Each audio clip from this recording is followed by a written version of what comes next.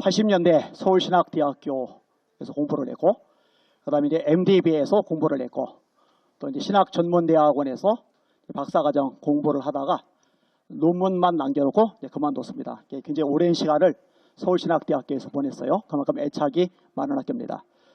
지금도 서울신학대학교 졸업생답게 예수비전 선결교회에서 기독교 대한 선결교회 교단 교회에서 열심히 목회를 하고 있습니다. 제가 예전에 충격을 좀 받았는데 서울신학대학교 교수협의회에서 차례 찬성 성명서를 냈더라고요. 근데 제가 화가 머리 끝까지 나가지고 정신 나갔다고 3차례에 걸쳐서 제 유튜브 채널 방송으로 내보냈습니다. 아니안 TV3 찾아보시면 그래서 확인을 할 수가 있을 거예요. 제가 그때 이런 얘기를 했어요. 그 문재인 정권 때 예배를 짓밟았잖아요. 더현대 서울이 코로나 기간에 개장을 했어요. 그때 하루에 20만 명씩 10일 동안 200만 명이 모였습니다. 저희 교회는 4번 폐쇄를 당했는데 한 주도 안 빠지고 매주 경찰들이 찾아왔고 매주 공무원들이 찾아왔어요. 교회는 30%만 예배드려라, 20%만 예배드려라, 또 방송연 19명만 예배드려라. 근데 더 현대 서울은 10일 동안 200만 명이 모여드는데 제가 눈 씻고 뒤져봐도 공무원, 경찰들 한 명도 단속을 안 해요. 저희 교회 확진자 나왔을 때 2주간 폐쇄되고 전교인들이 2주간 강제 격리를 당했어요. 병원 그렇게 안 합니다. 홈플러스, 이마트, 백화점 그렇게 안 합니다. 뭔가 근본이 잘못된 거죠. 법은 동일하게 똑같이 적용되어야 되는데 교회가 주 타겟이었어요. 속으로 모이지 말아라. 찬송가 부르지 말아라. 그 다음에 성경과 찬송과 교회에 비치하지 말아라. 그럼 시청에 있는 복사기는요. 엘리베이터 단추는요. 이 말이 안 되는 일들이 계속적으로 발생을 했어요. 그런데 이때 서울신대 교수협의회에서 문재인 정권은 교회 탄압 중단해라 성명서를 낸 적이 있었나? 예배를 이렇게 짓밟는데 이것은 잘못됐다. 그리고 법 적용은 어디에나 공평하게 균등하게 적용되어야 되는데 교회만 과도하다. 절에서 행사들 계속했는데 절 단속 안 했거든요. 교회만 단속했거든요. 이때 교수협의회에서 단 한 벌이라도 성명서를 냈나? 낸 적이 없어요. 그래서 제가 화가 머리 끝까지 날 수밖에 없는 거죠. 그래서 대놓고 뭐라고 한 거예요. 단 한 명도, 교수 중에 단 한 명도 저에게 항의를 한 사람이 없더라고요. 우리 부교육자들하고 오면서 제가 그 얘기했더니 해봐야 뭐 좋은 결과 나올 일 없으니까 안 했을 거라고 얘기하더라고요. 여러분 이거 정상적인 모습이 아닙니다. 아무튼 이것 때문에 제가 가슴앓이를 꽤 많이 했어요. 우리 학교가 왜 이 모양 요걸 해야 됐을까. 그러다가 오늘 서울신대 학생들 중심으로 탄핵 반대 시국 성명을 한다. 와 얼마나 반가웠는지 얼마나 기뻤는지. 여러분 지금 손에 들고 있으니까 박수 치기는 어렵지만 잘한다고 와 하고 환호성 한번 질러주세요. 와 한번 따라해 보세요. 탄핵 찬성한 교수들 각성하라! 각성하라! 각성하라! 지금 대한민국은요 정상적인 모습이 아닙니다. 더불어민주당 이상민 의원이 더불어민주당 의원일 때 그 사람 포함해서 24명의 의원이 차별금지법 발의를 했죠. 평등법안이란 이름으로. 6개월 후에 박주민 의원 포함한 더불어민주당 의원들 중심으로 또다시 차별금지법안이 발의가 되었죠. 건강가정기본법 개정안 남인슬 의원 역시 더불어민주당 의원입니다. 역시 동성애 관련된 내용들 담고 있죠. 모자보건법 개정안 낙태되는 거 죄잖아요. 저출산 고령사회 지금 심각하잖아요. 세계에서 가장 빨리 소멸하는 나라로 대한민국을 지목하고 있잖아요. 그런데 낙태를 확대하는 법안 역시 더불어민주당이에요. 그 다음에 감염병 예방법 만들어서 교회 타켓을 삼았던 정당 더불어민주당이에요. 근데 이렇게 교회를 작살내고 문제를 일으키는데 여기에 대해서 그냥 지지를 한다. 침묵한다. 이거는 정말 비겁한 일이라고 생각이 되어집니다.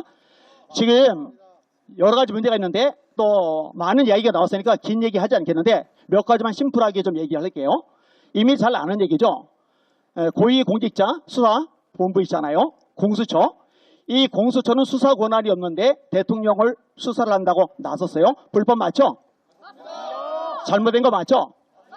그리고 법령에 의하면은 관할 법원에 영장을 청구를 해야 돼요. 그럼 중앙법원입니다. 서울중앙법원. 근데 영장이 청구가 안 됐어요. 거절당했어요. 그러니까 관할 법원이 아닌 서부지방법원에 청구를 해서 받아내죠. 아까 서부지방법원 문제가 있다고 그랬잖아요. 여러분, 공수처 근본적으로 태생적으로 있어서는 안 될 집단인데다가 이번에 실제로 그렇다는 것을 증명하고 말았습니다. 한번 따라하세요. 공수처 해체하라! 공수처 해체하라!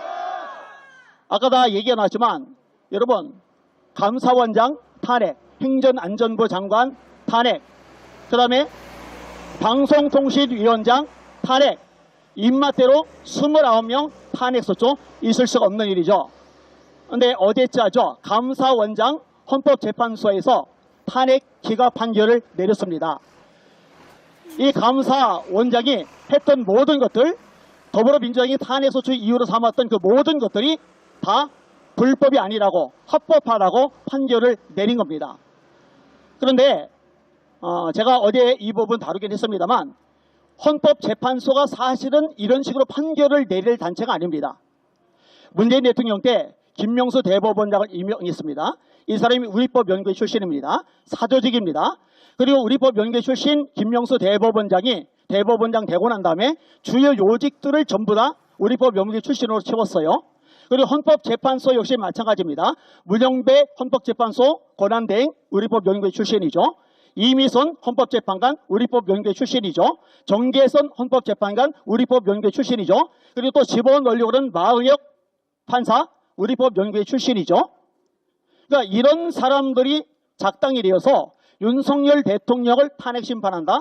이거 자체가 말이 되지 않습니다. 한 번 더 외쳐보세요. 탄핵 헌법재판소 해체하라! 헌법재판관 사퇴하라! 예, 아주 기본이 잘못되어 있는 겁니다. 근데 이렇게 한쪽으로 치우친 사람들이 압도적으로 힘을 가지고 있는 헌법재판소가 아니 웬일로 도대체 말이 안 되게 감사원장 탄핵을 기각을 했단 말이에요. 왜 이런 일이 발생을 했을까? 왜 이렇게 말도 안 되는 결론이 나왔을까? 간단합니다. 국민들이 벌떼처럼 들고 일어났기 때문입니다. 20대 청년들이 벌떼처럼 들고 일어났기 때문입니다. 제가 참 감사한 것 중에 하나가 여기도 이쁜 학생들이 꽤 있는데 하나같이 잘생겼어요. 하나같이 예쁘게 생겼어요. 얼마나 용기 있어요. 얼마나 똑똑해요. 얼마나 나라 사람 마음이 기특하고 얼마나 믿음이 뜨거워요. 여러분, 여기는 학생들에서 아까도 했지만 한 번만 더 환호성 질러주시다. 와! 잘한다! 잘한다! 헌법재판소 앞에 가끔 가가지고 제가 발언하면서도 그 얘기를 했는데 예전에 이런 집회를 가지면은 60대 할아버지 할머니들이 많으셨어요. 태극기 휘두르셨어요. 구호 외치셨어요. 그런데 20대 찾아보기 어려웠는데요. 세이버 코리아를 가도 그렇고 어디를 가도 그렇고 요즘에 20대 젊은 친구들이 그렇게 많을 수가 없어요. 그러면서 아주 놀라운 변화가 나타나는데 옛날에는 구호 외치고 끝났다면은 이제는 콘텐츠들을 만들기 시작하는데 노래들이 그렇게 많이 만들어질 수가 없어요. 세련되고 수준 있고 척 봐도 혹할 만한 내용의 그런 콘텐츠들이 나오고 있어요. 이렇게 국민들이 일어나고 젊은이들이 일어나니까 분위기가 달라졌거든요. 박근혜 대통령 때 8대 0으로 탄핵이 가결이 되었는데 지금은 절대로 그런 일 발생하지 않을 줄 믿습니다. 그러니까 헌법재판소가 감사원장 탄핵 기각을 시켰죠. 윤석열 대통령도 마땅히 탄핵이 기각이 되어야 될 줄 믿습니다. 겁을 집어먹을 수밖에 없는 거예요. 두려워할 수밖에 없는 거예요. 만약 감사원장까지 탄핵 인용을 해버린다면 진짜로 전 국민들이 수많은 젊은이들이 일어날 게 뻔하니까 이런 문제들이 발생할 게 뻔하니까 겁을 집어먹을 수밖에 없는 겁니다.